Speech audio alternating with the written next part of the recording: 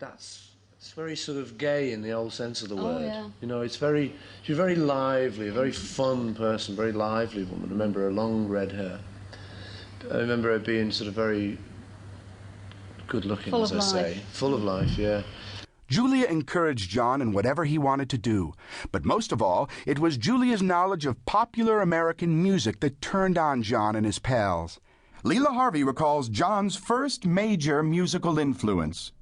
She played the banjo. Of course, he got his ear from Judy. If she was going out, she would get her banjo and she would sing things. Like she sang like, what's the Vera Lynn voice.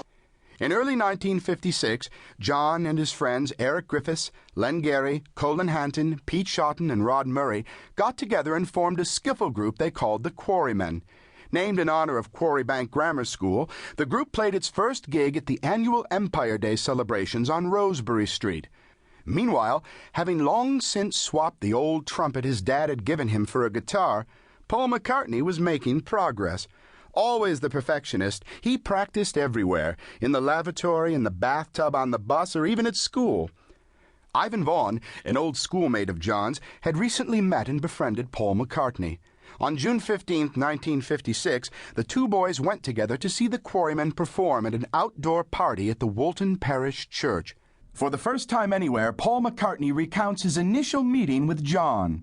First time I met John was at Woolton Village Fete, and I'd been invited there by Ivan, who was our mutual mate. Ivan Vaughan. Ivan Vaughan, yeah. He's born on exactly the same day as me, Ivy. 18th of June 1942, so we've always had a lot in common as well as that. I mean, besides that as well. So you were Ivan's friend before John was? So, no. Or you were mutual Ivan, without knowing each other? John lived in Mendips, Ivan lived behind Mendips, the sort of Gardner Way or somewhere. So they were mates from where they lived. Ivan was my mate from school, and he said, do you want to come to the Woolton Village Fete?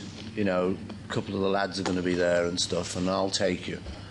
So I was, I think, about younger than 16, I think, because I think John was about 16. I think I was maybe at 14 and a half, 15. Well, I know we all went up to that fete. Nanny came over with Michael, Harry, me, Jackie, John, my mother. We all went to see John playing. That's right, he was playing on the... So what year was that then? Good question. Paul was impressed with what he heard and remembers John singing the Dell Vikings' Come Go With Me. Yeah, so I'd been invited there by Ivan, and he took us along, and I remember sort of coming into the village fete like you do, you sort of enter the field, it's all on, you know, it's all side shows. Scouts and cubs and everything There's everywhere. cubs and side shows and music, you know, from these little tannoy system. And it was John and the band, and they had, what was it? It was John, Len Gary, Pete Shotton, Colin Hanton on drums, Griff on guitar, and maybe Nige Wally, who was like officially manager, but he managed to get up on the stage. Okay. Anyway, but he was a good lad. Away. So I remember I was amazed. I mean, I saw the band and I thought, oh, great, well, I'll listen to the band because I was into the music and that. And Ivan said, you know, I know a couple of the lads in the band here. These are my mates. Had you not gone along to sing yourself? No. I'd just come as a guest in the fete with Ivan. We were in the audience watching. I remember John singing his own words of a song called Come and Go With Me, because we'd heard it on the radio. He'd heard it on the radio. I say I had two in my house, but I didn't know he knew it yet. And it was a lovely song by the Dell Vikings called Come and Go With Me. And he didn't know the verses, but he knew the come, come, come, come, come, come, come, come, go with me, you know, little darling, come go with me.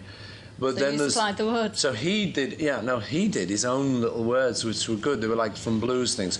Down to the penitentiary, all this stuff, you know, like bluesy. Come on, go with me, which weren't on the real record. And I remember at the time he was playing banjo chords on his guitar, because as fellas look at other fellas' fingers and can say, what's he playing there? Well, of course, our mother had taught him to play the banjo. That's what it was. Yeah. I thought John was good. Yeah.